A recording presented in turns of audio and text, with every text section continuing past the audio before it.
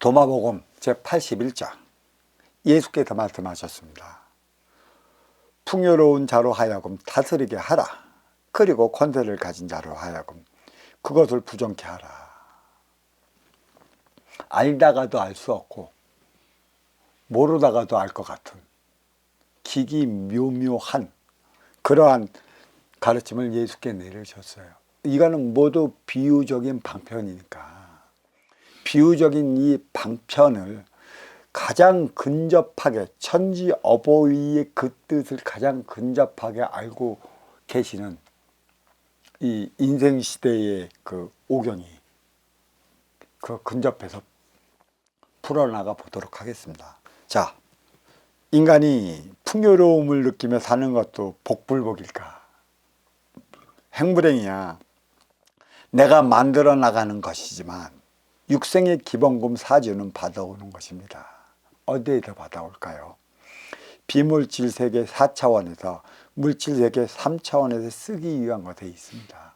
육생의 기본금 사주라는 것은 저마다 다르게 주어지는 이유도 저승의 위계, 이승에 투영되고 이승의 공적, 초승에 반영되는 바라. 크고 작은 기본의 자리는 성공의 자리라 여기서부터 나기 나름에 달려있다는 것이죠. 성공한 이후에부터 혹자는 운명론이지 않겠냐고 반문하기도 하는데 절대 그렇지 않습니다. 기본의 자리에 올라섰을 때가 선순환을 이루었을 때고 또 이루지 못하면 선순환을 행하지 못하면 실패라는 표적에서 벗어나지 못하는 것입니다. 풍요로운 자로 하여금 다스리라고 말했습니다. 육생양의 풍요로움인지 정신양의 풍요로움인지 모르는 대목이죠. 어떠한 풍요로움인가? 하늘에 계신 아버지께서는 내외면 모두가 조문을 했는데 바깥의 예면의 그 육생은 지수화풍으로 돌아가요. 안팎, 그러니까 바깥의 것, 이 인유것, 보여지는 것 모두 지수화풍으로 돌아가는데 딱 지수화풍으로 돌아가는 게 아닌 게 내 인기라는 것이죠. 그렇죠. 인기의 정신양, 그건 인기가 쌓아놓은 것이기 때문에 영원하리라. 그리고 이어서 권세를 가진 자로 하여금 그것을 부정케 해라 했는데 권세는 육생양이에요. 보여지는 것, 힘이라는 거죠. 그것도 육생의 기본금 사주 그 자리에 올라간 것이고 권세를 누렸다면 진짜 그때부터 먼저 주고 후에 받는 선순환 행위를 이루어야 돼요. 정치권이건 관권이건 육생양의 그 사회권이건 다르지 않습니다. 그 유대인, 바리새인, 사두개인 등의 관계에서 벗어나 만민의 삶의 관점에서 도마복음 강해를 하고 있습니다. 그러니까 기독교에서 권세는 그 하늘의 영광, 천지 어버이의 그 영광을 받은 그 자만이 권세를 누리는 거고 대부분 이 권세 때문에 어떤 일이 이뤄지나 이 기독교 자체가 기복으로 넘어가요. 권세를 누리고자. 그 하나님 그 기쁜 뜻을 안다면 그 기쁜 뜻을 헤아려 그에 따른 삶을 살아가야 되는데 하나님만 부르고 오주여만 부르고 할렐루야만 부르니 그 권세가 얼마만큼의 기복적 행위로 나의 삶을 만들어 가는가. 그러니까 권세를 누리게 하겠다는 건 내가 그에 따른 또 천지 어버이의 그 품성을 담아 그에 따른 행위를 다하고자 할 때 누리는 게 권세인데 찾는다고만 권세가 누려지는 것처럼 가리키는 곳곳이 많이 있었고 이 권세로 말미암아 기복에 빠졌다. 그래, 다시 말해서 권력은 재물로부터 나오는 것이에요. 재물이 없으면 권력이 없습니다. 선거 어떻게 치르겠습니까? 물론 없는 이들은 그만한 관의 기운이 있기 때문에 그것에 신받아 갖고 자기의 권력을 누리는 것이겠지만 모든 투표는 돈이 없으면 안 됩니다. 육생양을 통해 보여지는 너의 권세의 자리에 오르는 것이기 때문에 이 모든 것은 무엇이냐? 육생의 기본금 사주라.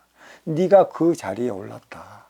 올랐으면 이로운 운영주체인데 아쉬워 찾아오는 활동주체를 위해 무엇을 어떻게 해나갈 것인가? 이것을 해나가지 못하면 아무런 소용이 없어요. 거기서부터 나의 삶을 살아가기 위한 것이 있는 것인데요. 그래, 그 재물은 권력을 부림에 따라 사랑은 육생의 심 앞에 준역들기 마련입니다. 권력은 권세 앞에 숙지나니 육생량의 쓰임을 다하도록 해야 한다는 것입니다. 근데 문제는 이 권세를 누리고자 교회 다니는 것이고, 권세를 누리고자 예수님의 말씀보다 누구의 말에 현혹돼? 목사님들의 말에 현혹돼. 그래서 진짜 이 부정하라는 것은 천지 어버이의 그 가르침을 전하고 그에 따른 삶을 살아가는 예수님을 닮으려 하지 않습니다. 목사님 말에 현혹이 되는 것이고, 목사님 말만 따르다 보니까 오늘날의 기독교는 참으로 많은 모순이 드러난다. 아직까지도 이단이니 사입이니 거기에 시들 수밖에 없는 게 여기에 있다, 이렇게 말씀드립니다. 제82장 예수께서 가라사대 누구든지 나와 가까이 있는 자는 불과 가까이 있는 것이다. 누구든지 나에게 멀리 떨어져 있는 자는 나라, 하늘나라, 그 하느님 아버지의 나라로부터 멀리 떨어져 있는 것이다. 이게 무슨 뜻이냐면요, 사실 이걸 깊이 있게 들어가다 보니까 이 부분이 무슨 부분이냐, 천부경 가지인하의 본연 중에서 본신본태양 악명인죽에 대한 설명이 여기서부터 나오지 않나. 인기의 본질은 태양같이 맑고 밝은 차원이었으나 태양에서 탁해진 관계로 가슴에 불꽃으로만 남아있어 태양에 못 미친다는 얘기입니다. 왜 그러면 인간이 태양의 자식이냐? 인기는 천기의 원소라고 그랬어요. 쉽게 해서 물론 천에서 지가 분리되었고, 이 분리된 지는 대폭발로 인해 삼라만상이 형성됐고, 이 삼라만상에 불빛이 있으므로 이 삼라만상은 밝은 우주 활동의 주체로 자리하고 있는 것이죠. 밝다 보니까 티 없이 맑고 깨끗한 차원을 우리는 빛이라고 할 수가 있는 거예요. 그리고 인간으로서 지금 태양계에서 보는데 태양보다 밝고 빛나는 게 어디에 있겠습니까? 그래서 본신본 태양. 근데 천지 어버이는 이 태양의 3차원의 천지 어버이를 얘기를 하는 것이고, 또 7차원의 천지 어버이도 계시는 거죠. 이 부분은 이제 그 후렴 중에 나오니까 거기서 제가 말씀을 드리겠는데, 3차원의 천지 어버이는 활동의 주체의 양의 기운이기 때문에 가지권에서 살아가는 이들은 하나님 아버지라 부르는 것이죠. 양의 기운이 있기 때문에. 그리고 그쪽에는 철저히 음양이 분리되어진 채로 분리된 삶을 살아가요. 본인들은 분리되지 않았다고는 하지만 음의 기운보다는 양의 기운이 세요. 뭐든지 힘으로만 해결해 드는 거고, 뭐든지 총칼을 앞세워 모든 문제를 해결해 들고 있는 것도 있고, 그래서 힘이 세기 때문에 활동의 주체다. 그들은 뼈대도 굵고 둥치도 굵고 팔뚝도 굵고 힘도 세다. 특히 그들은 음식 문화에서 활동의 주체임이 드러나는 게 어떤 대목이냐면, 그들은 음식을 먹을 때 칼과 포크입니다. 전부 양의 고기를 찍어서 쓸어서 먹는 것밖에는 없어요. 그리고 그들은 식탁 문화죠. 왜 그들이 식탁 문화인가? 바쁘니까 신발 입고 들어와 밥 먹고 나가서 일하기 위해. 그들은 가부좌를 못 틀어요. 가부좌를 틀려면 서쪽에서 중쪽을 거쳐 동쪽을 들어와야만 바르게 가부좌를 트는 것이죠. 활동의 주체의 삶을 살아가기 때문에 음식도 거의 국이라는 개념이 없어요. 스프의 개념이 있는 것이고,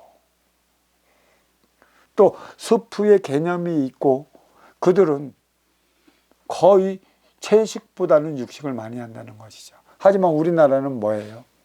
젓가락과 숟가락이 있어요. 젓가락은 음양의 차원으로 하나 되는 것을 보는 것이고, 숟가락은 젓가락이 하나 될 때 그 음의 기운을 먹을 수 있는 것이죠. 그러니까 양의 기운으로서 음의 기운을 떠먹게 만들어 놓은 게 숟가락이고, 음의 기운 두 개로 양의 음식을 먹게 하는 것이죠. 그러니까 숟가락은 뭐를 먹어요? 밥을 먹습니다. 국을 먹고. 그럼 왜 밥이 음의 기운인가? 노는 수경재배를 해요. 그래서 양인 숟가락으로 밥을 먹고 국을 먹는 것이고, 그리고 이 젓가락은 거의 밭작물, 거의 밭작물을 숟가락으로 먹게 되어 있는 거지. 그러니까 벌써 이렇게 음양 차원의 가부좌트는 민족은 신발을 벗었다. 그러니까 많이 움직이지 않고 앉아서 가리키는 운용의 주체 민족인 것이고, 신발 신고 밥 먹고 포크와 라이프를 사용해 고기를 먹는다. 이 고기라는 것은 그만큼 힘을 많이 쓰는 민족이 먹는 거예요. 그래서 그들은 활동의 주체다. 그래, 이 인기의 본질은 태양과 같이 맑고 밝은 차원이었으나 태역에서, 그러니까 무국에서 탁해진 관계로 가슴에 불꽃만 남아 있습니다. 밝은 기운이었는데 탁해져 시들어가고 있기 때문에 시들어가는 이 불빛을 밝히기 위해 분리되어 3차원의 이 지기에서 살아가고 있는 것이죠. 이 가슴에 불타고 있는 불꽃, 이 불씨를 지필 때만이 빛과도 같이 찬란해진다. 그때만이 빛, 인간은 빛의 자식이기 때문에 그 빛 속으로 들어갈 수 있는 것이죠. 맑고 깨끗하지 않으면 빛이 빛을 끌어당기지 못하는 것이에요. 그래서 진정한 빛의 자식으로 살아가려 한다면 이 빛이 온누리를 비추고 있어요. 사랑으로. 그럼 빛의 자식들이기 때문에 내 안에 불꽃을 불태우려 한다면 진짜 빛의 어버이가 온누리의 빛을 어떻게 비치는가, 그 행위를 어떻게 하는가. 빛의 자식들이 가슴에 그 불꽃을 환히 불태우려 한다면 어버이의 모습을 닮아 그 행위를 다해야 하는 것이죠. 이 빛처럼. 하지만 악명인중이라 하늘의 빛을 인간에게 비추어 태양처럼 타오를 때 그 우러러 빛이 품으로 그 찾아 들어갈 것이라. 예수만이 빛과 가까운 차원으로 들어가 있어요. 그래서 나와 가까이 하는 자는 불과 가까이 하는 것이라고 하늘에 계신 어버이는 그렇게 말씀하신 것이죠. 나의 모습을 닮으려 하지 마라. 나의 빛을 비추어 온누리의 모든 자손을 사랑하는 만큼 너희들은 온누리에 있는 모든 일을 사랑하지 못하기 때문에 내 앞에 오는 인연을 내 가슴에 불을 태우고자, 그 불은 너와 내가 하나가 될 때 지펴오른다. 그것만이 어버이 품으로 돌아갈 수 있다. 네. 탁하여 꺼져가는 불, 어떻게 지펴야 할까요? 누구든지 나에게 멀리 떨어져 있는 자는 어버이 나라로부터 멀리 떨어져 있는 것이라고 예수께서 말씀하셨습니다. 이는 너희들 가슴에 불 지필 곳을 알고 있느냐는 것이죠. 사람답게 살고 싶으면 나에게 와서 너의 삶을 불태운 가르침을 받으라는 것입니다. 인간에게 있어 배움이란 어린 시절은 의무 교육을 통하여, 성인 시절은 사회 공부를 통하여 가슴에 불 지피는 가르침을 받아야 하는 것인데, 육생살이 육관사의 노란하니 되려 가슴에 불을 꺼트려야만 하는 상충, 상극을 일으키는 행위밖에 더하고 살아가지 못합니다. 그 육생의 교육은 겉으로 드러나는 육생량을 위한 것이지, 인생의 교육은 내 내면 안에 있는 불꽃을 지피기 위해 교육하는 것입니다. 사랑이야말로 가슴에 불꽃을 피우는 행위라 예수를 추종해서는 안 됩니다. 예수와 같은 삶을 살아갈 때 나라에 임할 수 있다. 이러한 가르침이 내려온 것이죠. 예수를 추종하는 자는 추종하는 자고 권세를 누리기 위해 기복에 매달려 온통 기도만 하자는 것이죠. 내가 어려워졌는데, 내가 잘못해서 어려워졌는데 기도한다고 그 잘못된 어려움이 풀어지겠습니까? 왜 안 풀어진 이유는 네가 잘못 살았기 때문에 하늘에 계신 어버이가 너한테 주어진 표적이라는 것이죠. 표적을 줬을 때는 뭐가 있어요? 왜 내가 이러한 고통스러운 삶을 살아가야 하는가? 그 이유가 어디에 있는가? 되돌아보고 그와 같은 행위를 하지 않는 것에 있다. 이렇게 말씀드리겠습니다.